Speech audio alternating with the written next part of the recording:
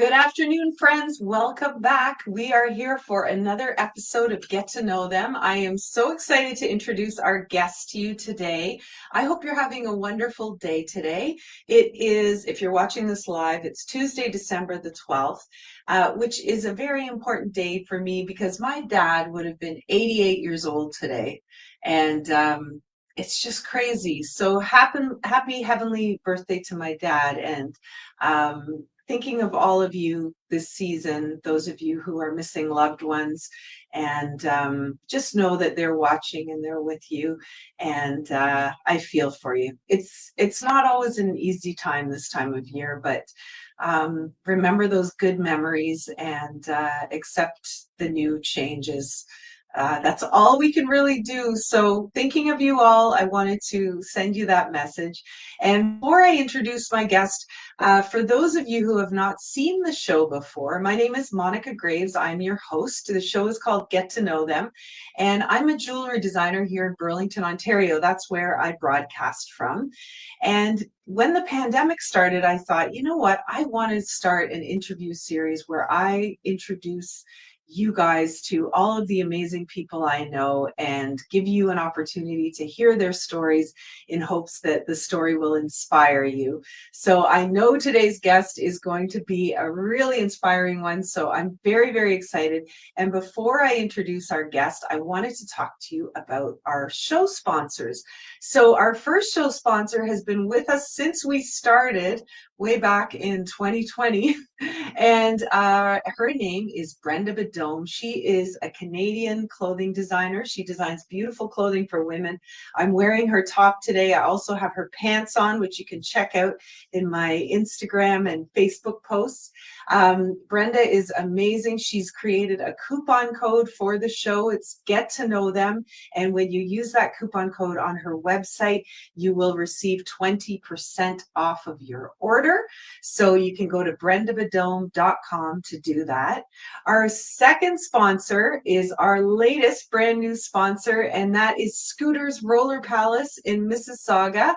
For those of you who know me, you know I just celebrated my 1-year anniversary of roller skating on a regular basis and taking lessons at Scooters. So please check out scooters.ca. Join me. I'm almost always there on a Thursday night. I would love to see you. And thirdly, my third sponsor is myself. My company is called Glam Jewels. You can go to Glam Jewels, GLAMJULZ.com, and check out all of our jewelry. We create lots of custom pieces if you're looking for something special. And at this time of year, we have our beautiful 3 Little Wishes necklace available, helping a family suffering from the financial burdens of cancer. So make sure you pick one of those up. It's a perfect gift for the holidays, and it's a gift that gives back. So are you guys ready to hear all about our guest? I cannot wait to introduce you to him. Tim Campbell Smith joins us on the show today. Oh, I feel like Conan O'Brien when I said that. Tim has been self-employed as a digital marketing consultant for 6 years, and he loves every second of it. He has a wild amount of experience. Though his practice has changed, he's been a social media manager, communications planner, ad specialist, consultant, and teacher. He's improved donations for donations for not-for-profits across Canada and the US, providing digital marketing audits with strategic recommendations to European clients. He's built online sales strategies worldwide and so much more. His experience spans almost every industry and type of business imaginable. He's an introverted extrovert who loves being around people, good food, and using social media to drive business and make the world a better place.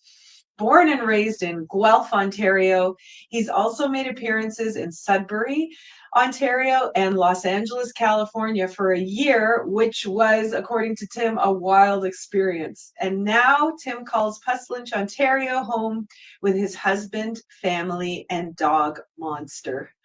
Tim focuses on giving back opportunities and encouraging more businesses to become social enterprises, expanding their reach beyond themselves. He's heavily tattooed, a vegetarian, and an avid cinema lover, and a Pokemon master. Far be it from me to give Tim's story away right now. You really need to meet him to get the full scoop. So here he is. Let's bring him on. Oh, Tim! thank you, Monica. Thank you. I genuinely forgot that I had written Pokemon Master anywhere, and hearing you say that just brought some real fun feelings. But it's true, I am a Pokemon Master. Were you a Pokemon kid? Did you I was. was Oh, yeah? could I tell you stories? A diehard into the cards, into the video games. I'm still into the video games now that I have adult money. I get to buy the video games. I don't have to beg my parents anymore. Oh Yeah. yes. That's great. We can't let go of that, Tim. We have to, I keep telling people we must hang on to our childhood stuff, right? Right. Like it's I so important. agree. Why would we Agreed. stop? That's the question. So, That's the question. yeah. And the first question is, I already warned you, is I want to know what little Tim wanted to be when he grew up. Oh, okay. You know what? It's funny because I remember distinctly. I totally know. I wanted to be a teacher for. I would say most of growing up, kindergarten to like grade 9. No, grade 8 actually, because it changed. I wanted to be a teacher, but for the longest time, I wanted to be a teacher. Yeah. What was it about that? Was there someone in your family who was teaching, or what was it No. kind of attracted you to that? That's a good question. I don't even know if I remember. I just remember thinking it would be fun. I thought it would be cool. Um, I liked school. I still like school. I like the idea of school. Yeah, I just remember thinking teaching would be a lot of fun. So, as Cool. a kid, I always wanted to be a teacher. That is cool. So you've come full circle, pretty I much, because I you are have. teaching. Now, I will say this. Have done the teaching thing. And fun fact, 2023, at the start of this year, was the year I thought, like, I'm going to try teaching full time. I think this might be my thing. And I did it. And I'm like, you know what? I've done it and I hate it. And this is not my gig. So I'm not going to be doing it for much longer, but I'm so glad that I've done it. And teaching has been a great experience. And I definitely have Wow. appeased little Tim. But yeah, teaching, not my gig, it turns out. Oh, that's amazing. Well, good for you for just giving it a whirl and testing the waters. That's good. And you stuck with it. So Yes. that's awesome. Yeah. Well, I mean, like once you Yeah. sign up for, I teach in higher ed, so in colleges and universities, once you sign on for like a semester, you are committed for the semester, right? So Yeah. you have to stick with it as long as you've Right. signed on the dotted line somewhere. Oh, well, yeah, I guess you can't drop out of school when you're the teacher. It's a little different than the student. Yes, it is. Yeah. So Tim, what did you do like after you were finished high school and everything? Like did you pursue further education or did you go off on your own? What happened? Monica, do we have 100 hours for this? I, I Yes, I want to know. okay. Cole's Notes version. I did start by going Yeah. to university. I tried going to university Mhm. for social work. Did that for a year and a half. Hated it, but also got sick. My mom got sick, so I came back home to Guelph just to be around my family. Free floated through life. Almost every job you can think of, I've probably done it or some iteration of it. So, like, I've worked fast food, banking, retail, stand up comedy, blogging, um, did all these odd jobs, wasn't really happy or fulfilled in any of them. And I got this opportunity to go to LA, to move far away from home somewhere for a year, figure out what I want to do with my life. And I got sent to Los Angeles. So that's how I got to live in LA for a year, which was wild. If anyone has questions about LA, let me know because I could spill some hot tea for you. What, And so what do you mean you got sent to Los Angeles? Who? Yeah, it was this not-for-profit organization that I had like volunteered with a little bit, and they had this program for young adults. Like they're like, hey, and these types of programs are far more common in the U.S. than they are here in Canada. But they're like they're Huh? a professional and personal development company for young adults. And if you don't know what you want to do with your life, what they do is like they get you to move away from home for a year, somewhere between 8 months and a year, depends on. I did a full year, and Okay. you do all this work with like career coaches, with like all these different coaches and development practitioners to figure out what do you want to do. And then if you do during the program figure out what you want to do, which most people do, most people decide to go back to school. I didn't. Once you do figure out what you want to do, they just like pool even more resources to help you make it happen.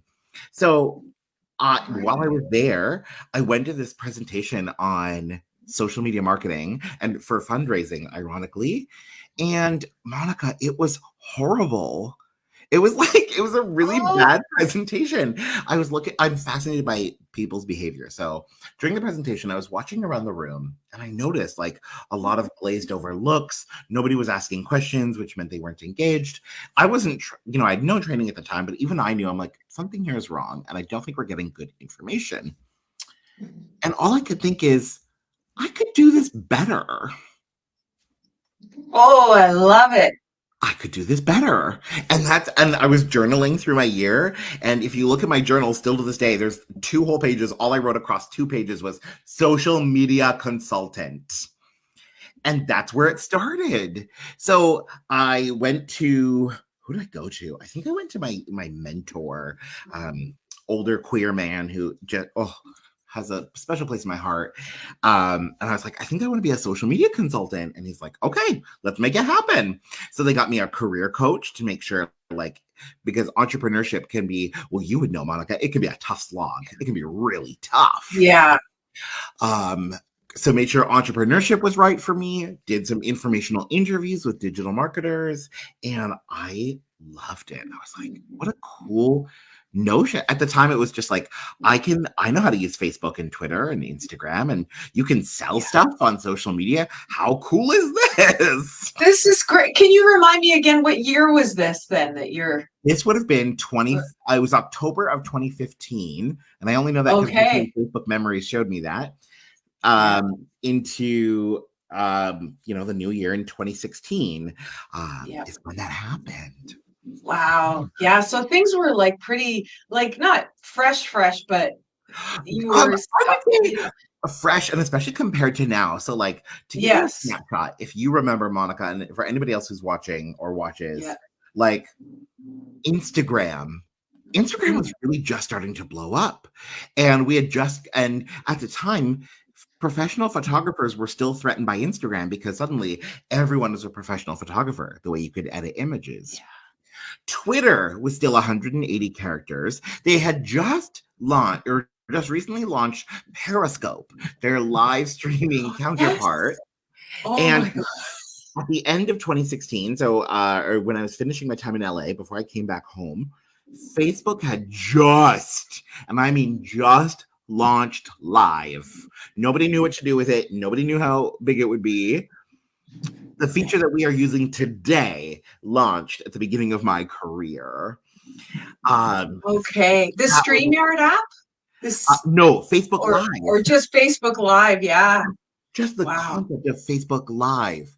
Um, oh my, Threads, not a thing. TikTok, TikTok's predecessor, ByteDance, was in its earliest stages and still more in Asia than it was here in the West. Like, that's how far back. Okay, I love these reminders, Tim, because I remember, like, I'm like, okay, I kind of remember that time, but now, yeah, that's real. And what about Vine? Was that a thing then? Remember Vine was Vine? a thing when I started. Okay, Yes, it absolutely yeah, was. wow. Oh, Oh, you know who is still around? God rest its soul. Google Plus was oh still yeah. it was never popular, it never caught on, but Google Plus was still around when I was starting in digital marketing. Okay, that is fantastic. So, like, how long did it take you to kind of develop your business, like to put all these pieces Yeah, together? definitely. I would probably say 10 months. 10 Okay. Yeah. months of chaos. I so started with the informational interviews. Once I made the decision and I was confident in it, the first I had no idea how to launch a business, really. And the entrepreneurs I did interview wouldn't really tell me much, wouldn't give me the secrets to the kingdom.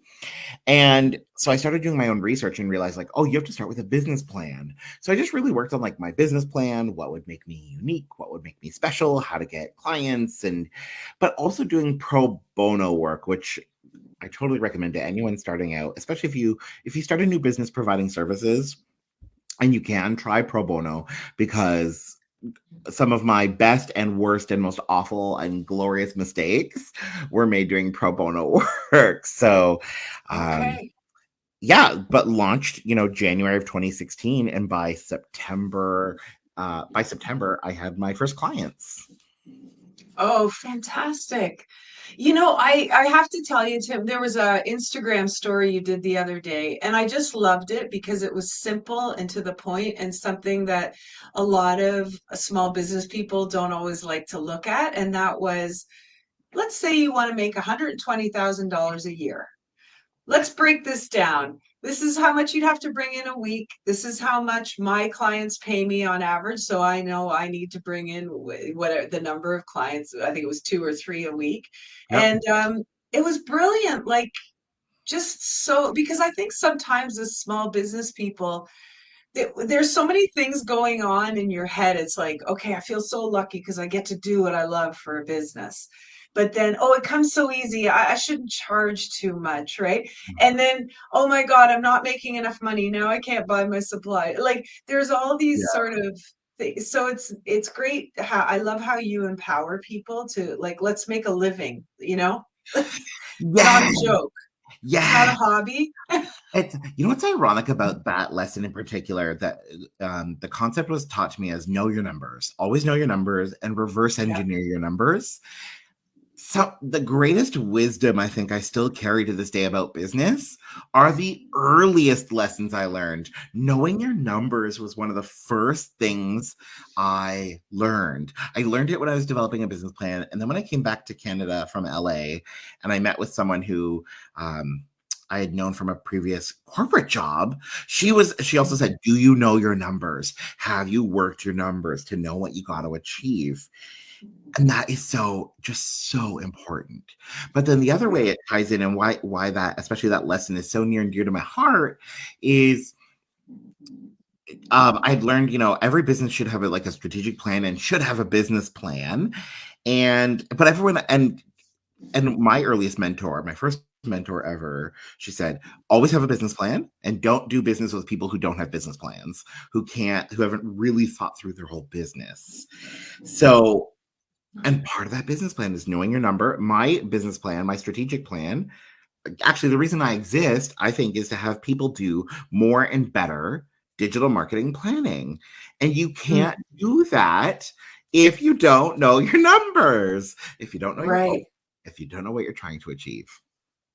What's the point? So it all comes in a funny and weird way, full circle back to that original lesson. Know your numbers.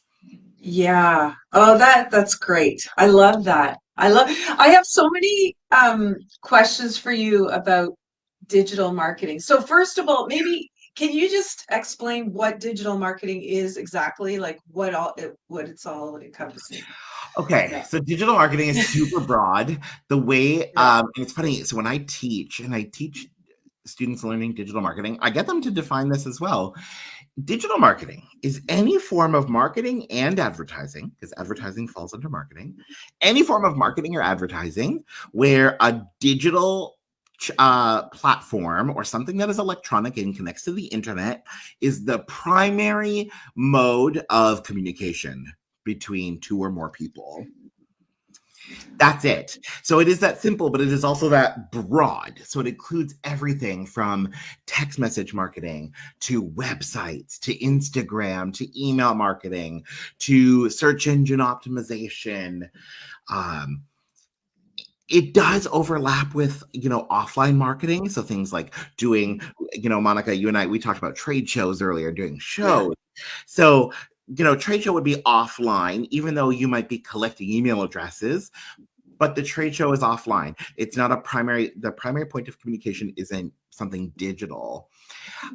It doesn't include things like your brick and mortar space, the sign above your store, the packaging and the labels you put on your packaging when you're sending out, your beautiful jewelry.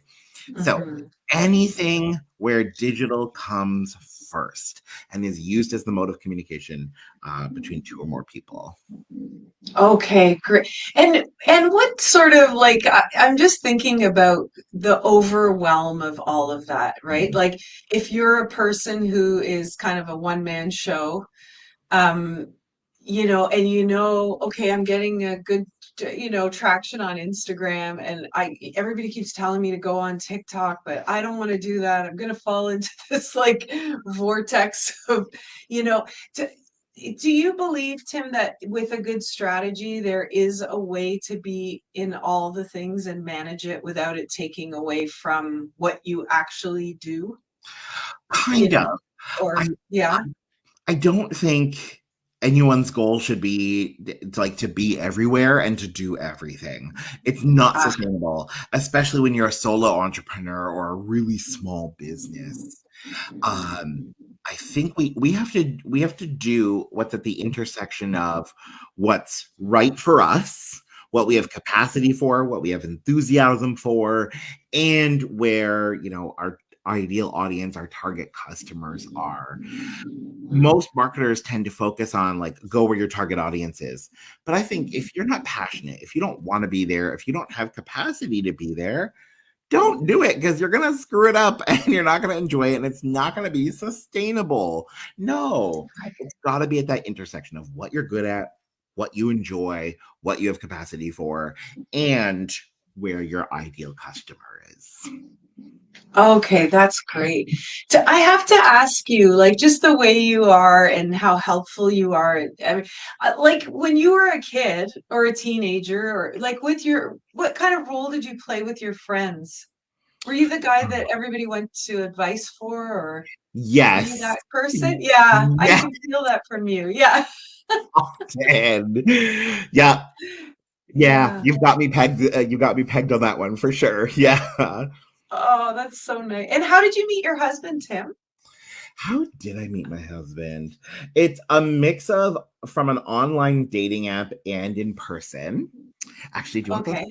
Here's the whole story. It's actually quite quick and it's Yeah, hilarious. I love it. Yeah. The only background you really need to know, and this might be a little funny for a podcast like this, but let's all just laugh along with this. The only Yep. thing you need to know, background context, is that I had something on my profile that said, "Ask me about my tongue." And I would use it as a conversation starter, or if a conversation wasn't going well with someone I was interested in, I'd say, "Oh, do you want to know about my tongue?" And they'd go, "What's up with your tongue?" And I'd say, "I have probably the biggest tongue you've ever seen in your entire life." So my profile just said, "Ask me about my tongue." So Jim, my partner, yes, we are Jim and Tim. Jim messages me first, and I have the whole correspondence memorized, and you'll see why. It went like this. So if this is Jim, this is Tim. He goes, "Hey, tell me about your tongue. It's really long. Here's a picture. Cool." And then it ended there. That was the whole correspondence. And I looked at this picture. It was kind of blurry. It wasn't terribly flattering. And I'm like, anyways, fast forward, I don't know, a few weeks. And I lived up the street from a Starbucks with a roommate of mine, who ironically was also gay and also on this very same dating app. Um, and so I'm having a bad night. Monica, I'm in a bad mood. I'm having a bad night. And my roommate, his name is Patrick. He goes, "Tim, I'm gonna go to we should go to Starbucks." I said, "Okay, you go, have fun, bring me back a hot chocolate." And he goes, "No, we are going to Starbucks and we're gonna go sit down." I'm like, "Fine." So reluctantly, I go. I leave my phone. I'm like, "I'm just going for a hot chocolate with my friend." Fine. So I go, and we're sitting down, and Jim walks in. And my friend and I are, "Oh my god, that's Jim. Oh my gosh, that's Jim. Oh my gosh, that's Jim." And Jim comes in, gets his coffee, and leaves. And I go home, and Jim sent me a message and goes, "Hey, were you at Starbucks tonight?" And I said, "Yes, I thought that was you. I thought I saw you." And he goes, "Yeah." And I said, "Please don't take this the wrong way. You are so much more handsome in real life than your picture lets on." And he goes, "Oh, thank goodness, because I wanted to say the same thing to you." Oh, 3 days later, we go on. I didn't call it a date. He calls it a date. Now we jokingly call it the interview together. But like we went for coffee a few days later. We had our first date a week later, and you know, now we're married. that's so cool. I love that story. Wow. Yeah. And how long have you been married? When was your wedding? Oh my God. 3 years. 3 years. 3 years. Okay. Oh, I didn't There's want to always get you in there's trouble. always one spouse who doesn't know how long they've been married, doesn't know their wedding date, and there's always Yeah. one who does. And I always thought like, oh, I'm gonna be the spouse who knows. No, turns out I'm the one who needs a reminder of our date. I was like, oh, and I only know it's 3 years because we're coming up at 5 years. I told him, I'm like, we're gonna have a wedding every 5 years. I Love. loved planning, for the most part, planning our wedding. And now that I've been to other people's weddings, I'm like, oh, I would do that better. I would do that better. I would do this differently. I would do this differently. So now I told them, I'm like, we're gonna have a vow renewal every 5 years, like a wedding. Oh, fun. What a great reason to have a party. That's great. I'm I really love just it. looking for a reason to party with my friends and celebrate love. Yeah. Yeah, that is fantastic, Tim. Oh, so good. And that was an offline occurrence. See, it all came together offline, which people cannot forget that in person is still a very good thing to do. Right. And so to bring it back to digital marketing, I'll tell you this, Yeah. Monica. Even though I live and breathe digital marketing, one of my kind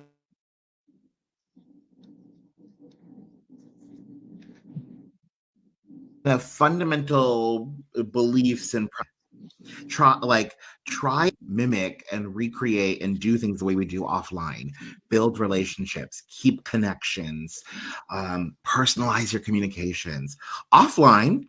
Even though I do this day in and day out, offline will always, I think, or in most cases, beat digital marketing. You always got to remember that in-person human element. Yeah. Okay. Oh, that's beautiful. That was going to be one of my questions for you as well. Like, I know, well, I think people are starting to change their viewpoint on it, but it's always like about the numbers and about the likes and about the followers and about the this and the this and now the algorithm or people even seeing what I'm posting. So we get so stressed out about all this stuff, but I wondered what your opinion was on that because I've always sort of been of the mindset of I'd rather have 100 people who are engaged in me than 10,000 people who are just, whatever. Like I Yeah. want the real deal people. I never Right. look at my numbers. I don't. I don't. Maybe I should, but Ooh, okay, now that's an extreme opposite, and we yeah. can tackle Yeah. that. But Yes. um, Let's talk about that. no, just ironically, when I started out in marketing, I definitely was also of the school of thought, like go for the mass numbers. And now I'm like, oh no, go for the right numbers.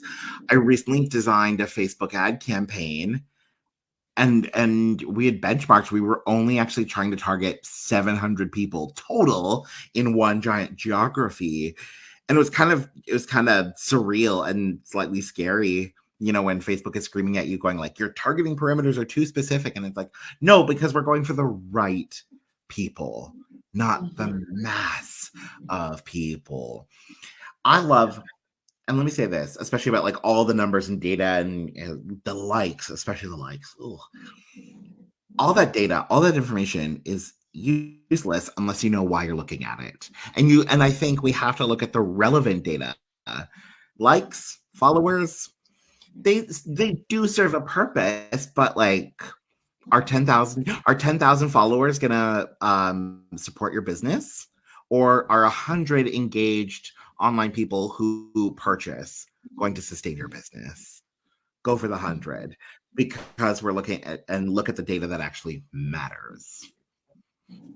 Yeah, it's fascinating to me. You know, you never really learn about what's going on until you know somebody who's had an experience, out there in the digital world. And a close friend of mine, she's a jewelry designer actually, and she does these really cool, engaging posts, and one of them went viral. So it had over 1 million views. And I said, "And how many pieces of jewelry did you sell?" She said, "4." Yeah, So, exactly.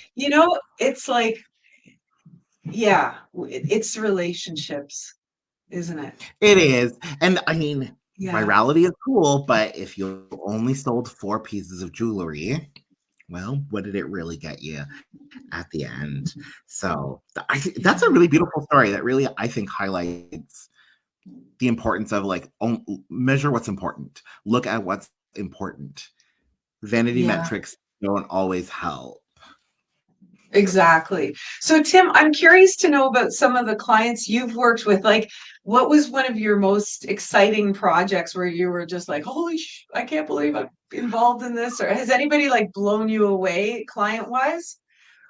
I have Or some stories. I wrote a book called "Lousy and Conflicting Advice: A Tell-All Reflection on a Career in Social Media Marketing," available on Amazon if you want to buy it. oh, that's Um, fantastic. We just a gotta put little. the link in here. Yeah, that's Um, great. a, a client that really wowed me. Um, well, this one's it's kind of simple, but there's this food truck that, and I've had their food before, and I loved their food, and I just loved them, and I always had a good experience. Mind you, they're always at like festivals and events that I also enjoy being at, and I was just awestruck when they approached me and said, "Tim, would you help us with your digital marketing?" And I was like, "Yes, I love your food and I love you, and I would love to." So if anything, when I was going into that consultation, I was like, "Okay, Tim, don't fangirl too hard. You have to be professional. You still have to. There's to be some objectivity." So that was pretty cool, I would That is awesome. say. Very cool. And like when you look at your clients and you see where they were before they started working with you versus where they are after, like, can you share some of the growth stories that you've seen? Like, Yeah, is there? the one that makes me proudest is Mhm. isn't really numbers based. It's when, especially when an owner or an entrepreneur has some real blocks to fully in stepping into their social media, and when those blocks are gone. So they're not scared, they're not worried, they're not doubtful, or some people come to me and go, "I don't think this is going to work, but I like you, so I'll entertain the process." And when it does work and they do the thing, oh, that makes me so proud. Oh, Um, I do. I think the other favorite thing is, though, I always ask my clients, like, when we start working together, what's most important to you to mhm. change and to grow? And they kind of drive that bus. And I love when I see those changes happen, when they say, "Tim, I really just want more followers." And we go for it and their followers grow. Oh, that makes my heart sing. Or when they go, "Tim, I need sales." And we work together and they get the sales. Oh, that makes me so happy. Yeah. Whatever they have decided is their goal, when that goal gets achieved or when that problem gets solved, that makes my heart sing. Oh, fantastic. So what is your process? Like if I was going to come to you tomorrow and say, "Tim, I got a talk show, I have a jewelry business." It's two completely different entities. Like what do I do? How do I Yeah. get I always start by getting to know your world. And I actually say, like, I want to Okay. get inside your world. And a Uh-huh. lot of people think, and it's kind of a fun part of the process, they think I'm Yeah. trying to ask about their digital marketing world. So a lot of people will go, "Well, my name's Monica and I have a Facebook and I have an Instagram." And I go, "No, no, no, no, Yeah. not the social media. Put that all aside. I want to know, like, tell me about hubby. Tell me about this, like, tell me about all the things in your background, because that is all fascinating." And so I really get to know the person and how their brain works, how their world works. Then you decide what your biggest problems are, what your biggest goals are.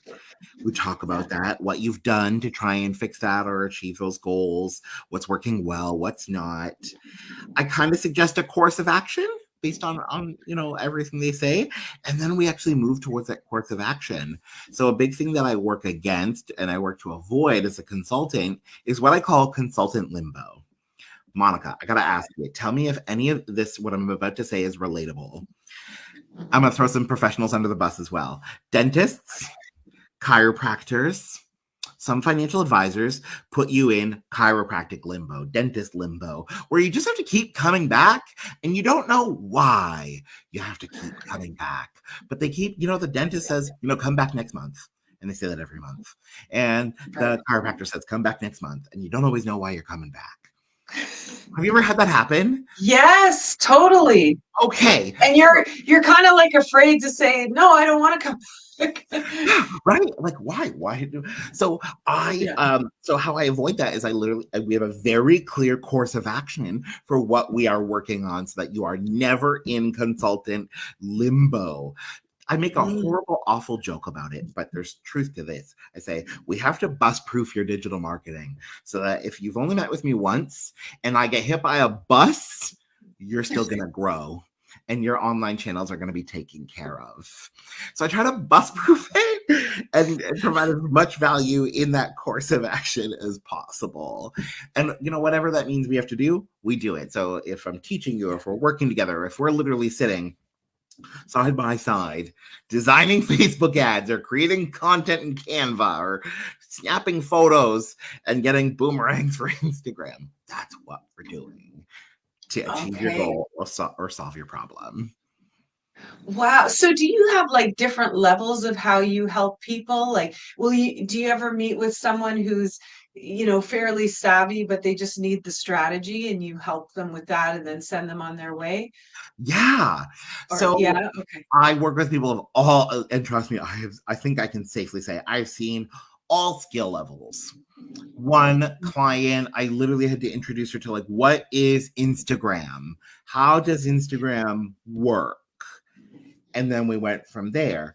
And then, I've worked with, I find it ironic. I don't have my MBA. I don't have a degree, but I've worked with clients who have their MBA and they go, Tim, I went to business school. I don't know how any of this works. Please help. And Great. ironically, they usually get high level strategy and they have no idea how to implement or how to actually do it in the day to day. So we work on that. And we work on whatever is important to you and on your timeline. So the other thing, I'm going to make this little plug. I don't Yeah. I don't have packages. I don't Other people do packages. I'm not coming for the other people who have packages on their services. I personally don't believe in them. It doesn't align with my values and my ethics. I don't Hmm. want anyone to ever feel like they're stuck working with me, and because then they're resentful, they get angry, the work kind of crumbles. And same with me. If I don't like working with you, if it's not going well, if I'm unhappy, you're unhappy. So let's not attach into something deep. We do it as we need, when we need. And when I say we, I actually mean Yeah. you. Whatever folks need, we're on your time. Yeah. Oh, that's great. Very good. You're so well-rounded. You're not creating codependent relationships in your business. I try. Now let me tell you, and Monica, I'd love your commentary on this. Hold on, actually, let me ask this. Can we can we Yeah. can we swear a little bit on the video? Yeah, yeah, of course. Go for it. Okay. Whenever I say this in front of other digital marketers, it pisses them off. I make digital marketers mad, and they have so many questions for me, and they come for my wig when I say I don't have packages, I don't have retainers, and they go, "What? That's unsustainable. That's silly. You're trading time for money. Are you out to lunch?" And I go, um, for me, it's about risk, right? When you lock someone into a package, you're moving the risk from the consultant to the consumer. I say, no, I'm so confident in my ability to do a good job. I will absorb the risk of not doing a good job. Because if I don't do a good job every single time we get together, every time we work together, I lose out on the client. But let me tell you this, no matter what people and other digital marketers say about like how bad my business model is or if they don't like it, I have a thriving practice. that works on the I basis. love it. It works on the basis you got to do a good job for people. You've got to support them. Yeah. This is so inspiring, Tim. I'm not going to make this about me, but I have one part of my business where I launched it. It was very regimented. You got to do this, this, and this because I thought that's the way you did it. And I'm like, this is not working. I feel like I'm controlling people and making them feel trapped into something. And then I changed the whole business model to I believe in it. It will not cost you anything. You pay me at the end. And it works. And people keep coming back for more. It's like, Oh, and yeah. Monica, I gotta thank you because it's nice to hear someone else went through the same thing. I also started like I thought it had to look one way and it had to be one way. I did start with packages. It never felt right, but I'm like, but everyone's telling me to do it. But also, like you, one a day came when I was like, no, this isn't working. Let's try this a different way. It's so nice Yeah. to hear other people that happens to other people and other entrepreneurs. They go, I think I got to do this one way, and you figure out you don't, and things get Hmm. better. So thank you for sharing. Oh my God. No, it's so true. I think it's such a good message for entrepreneurs because that's the one thing that sets us apart, is that we are entrepreneurial. Entrepreneurial means to create new things. So when you try to put us in a box, never mind our customers, like it's not working. That's Yeah, not how we roll. agreed. Yeah. Agreed.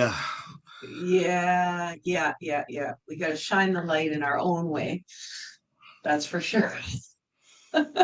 So, what do you think is the biggest myth about social media? I know that I'm putting you on the spot now. I'm sorry. Oh, that's the question you should have warned me was coming. What's the biggest Uh, myth of social media? yeah, I kind of thought of it just now.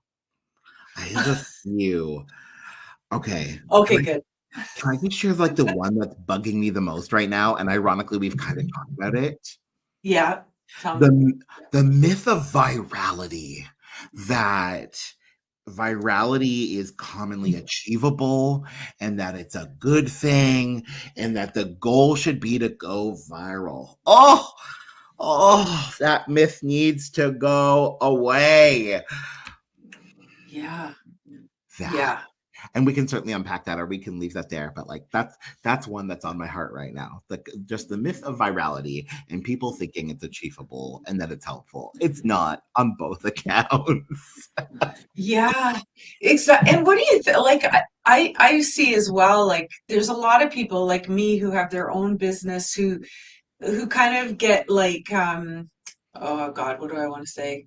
Seduced by like people doing these videos on Instagram or TikTok, and then next thing you know, they have sponsors, and it's like, oh Yeah. my God. Like for me, I'm a big time roller skater, right? And I'm thinking, I gotta tag Rydell. Maybe one day Rydell will pay me to roller skate, but really, I mean, it's kind of a waste of time too. Like that's not what I do. That's just Yeah. my It, hobby. it is so Yeah. attractive. It's so glamorous. Yeah. But the few number of people that it happens to, and I think that's when it's most important to remember, like, what is your actual goal? If you don't get me Yeah. wrong, I want to say this: if you want to be an influencer, go for it. Remember though, an influencer first and foremost is a content creator. They're not a jewelry designer, they're not a digital marketer, they're a content creator first. But if that's what you want, go for it. But for most of us who want to be in business, who want to be in business for ourselves, doing what we love, doing what we're good at, that's probably not actually the end goal. Right. Yeah. Okay. That's a great answer. And you know what I love too? Your social media, your stories are so good. Tim, how do you, like I go about my day and I'm like, oh, that was kind of interesting what I did there. Maybe I could have done a story. Oh, well, like I never, I feel like a lot of times my stories are just images. I'm not doing like video on a regular Mhm. basis. So how, even the other night, like you had a really great one of you on your couch and you were like, That was the take Jim two. laughing at my story. Yeah, it was so good. Like, you're just putting it out there and people are feeling like they're sitting with you in your living room. Um, is You that something that you really had to practice, or was it like, I can't wait to do this and it comes easy? Both, truthfully. Um, Yeah. I I have had to work at it. It is a muscle that you have to build. Um, Mhm. I kind of make a joke and say I'm going to channel my inner millennial. I forget where I heard the quote or who it's attributed to, but I once heard this quote: "Never in the history of man have we so passionately documented so little." Which is what I'm trying to do. I'm documenting so little. So, um, it is a muscle, but I will say, I'm gonna kind of let the cat out of the bag. I'm gonna let in on my secret here. I'm about to Yeah. go back to school in September to change careers, and part of my plan with all of that is I would like to be an influencer. This is my goal. So I'm actually channeling my inner content creator, going, okay, create content often. So I'm constantly, that is a it is a priority for me, right? The Right. other thing though is it is a part of my business now as a digital marketer, will be in my new career as a photographer, where people do business with who they know, like, and trust. And I feel like people like me when they get to see me for who I am and what my daily life looks like. I mean, this is totally how I am. Actually, Mhm. maybe the one thing I'm holding back is I swear like a sailor. I'm holding it back. But otherwise, like, I Yeah. want people to be able to look at my social media and feel like, oh, that's my friend Tim. I always want them to Yeah. feel that way. Like they are with me and like I care for everyone. So it's a priority. Yeah. It's a priority, and it's a muscle that I'm working on building. Beautiful. I love it. And you have succeeded in that because it really, like, I felt like I already knew you, Oh, thank before we you. talked today. So, But yeah. to your credit, though, I want to give you credit and give a quick little, social media tip, especially for Instagram. People view and interact with picture stories more than they do videos on Oh, Instagram. yeah. Picture stories, yes, they tend to get more engagement, and less people exit out of the story. So if you do a video, people are more likely to swipe past it or just leave stories entirely. But if you have photos, they're more likely to stick around and engage. So just because I'm doing videos, don't think that you're not doing a good job, Monica. Like like, keep up the photos. People, it's good for the algorithm and it's good for Yeah. stories as well. Very cool. Yeah. Oh, that's good to know. I love that. It's so amazing, Tim, like the world we live in now and documenting all this life stuff. On the weekend, I was watching a documentary with my husband on Robbie Williams. I know you're a lot younger. Do you remember who he is? Robbie. He was a British pop star and he was actually in an all boys band and Oh he no. kind of chummed around with the Spice Girls. And anyways, so there was a really amazing video in that documentary, and it was him and Jerry Halliwell, the lead girl from Spice Girls, and they were like, I can't remember. I think they were in Monaco on a boat, and they both had like crazy tans because back then you just oiled it up, right? As And one and it, does. yeah, but it was just like I thought, oh my God, this is so magical that we get to peek into his world, when you were like a little guy still, you were probably 10 years old. But we didn't have that. Like nothing that I experienced in my No. younger days is documented unless someone took a photo. And I think back sometimes to like the clubs I went to or the things I did with my friends and how amazing it would be now to look at actual footage of us. Right? I Yeah, so the kids today, I mean, I know there's a lot of pressure, there's a lot of negativity that goes along with it, but what a nice thing to have, you know, as you get older that you can still look back and say, "Oh, well, look, you can see how you change energetically over the years. Like you can Yeah, look at that's yourself, true. right? Like, I I yeah. I will say though, two things. One, I think when we don't have all that proof, then we do get, I think, a little more close. We get a little closer to the human experience, where it has to be based on our memory and how those memories made us feel. Mm. So I think there is something beautiful about not being able to document it all. The other thing that I'm fascinated by. And the only thing I regret is that I won't be around to see it is in 150 or 200 years when historians are looking back and studying this. They will have so much evidence to sift through.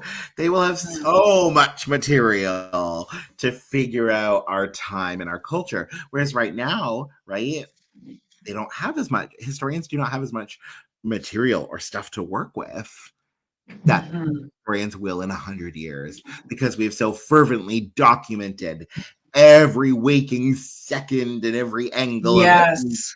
everything that has happened on the planet. Yeah. I hope they can decipher what the real news is versus the fake news. Oh my gosh. We are all going to be held accountable for that in this time. The concept of fake news. Oh, I cannot Yeah. believe we were and have been around for that concept. Oh. Mhm. And that's how I feel about that. Yeah. Oh my goodness, so crazy. So Tim, if people want to work with you, are you accepting new clients right now or? I am, and Yeah. actually, like the schedule is set up, so I can after the fact I can share like a Calendly link. You can just book in right away. Yeah. First meeting is always free, or you know what? I would also just like appreciate your follow as well. I'm at Tim Yeah. Campbell SMS. If anybody wants to follow me on any social media channels as well, yeah. Perfect. Oh, that's fantastic. I have really loved chatting with you, Tim, and it's been nice to get to know you as well and hear the story of how you met your husband, and Oh, it's thanks, all so Monica. great. And thank you so much Yeah. for having me. And everyone who watched live and who watches this afterwards, thank you so much. Thank you for having me. Yeah, you're a great guest. I highly Uh, recommend you to anyone else who needs a great podcast guest. oh, thank you. Flattery gets you everywhere. Yes. All right, Tim, I'll put you in the virtual green room and I'll be right back with you. Sounds good. Thank you Thanks, so friend. much. Okay. Thank you guys so much for tuning in. Wow, what a wealth of knowledge and information. I'm going to be following up with Tim. I think he can help me out with some things I've been dreaming of. And I hope you guys have a wonderful rest of your day. I'm thinking about you all, and I know you're getting ready for Christmas, but I think kindness and love is probably the best thing we can give to each other right now because, as you know, it's not always easy for everybody this time of year. So enjoy your afternoon. Keep on watching Get to Know Them. I'll be back here next week with another wonderful guest. And be sure to check out our sponsors, brendabadome.com, scooters.ca, and mybusinessglamjewels.com. Keep on showing the world your sparkle. Thanks for being here.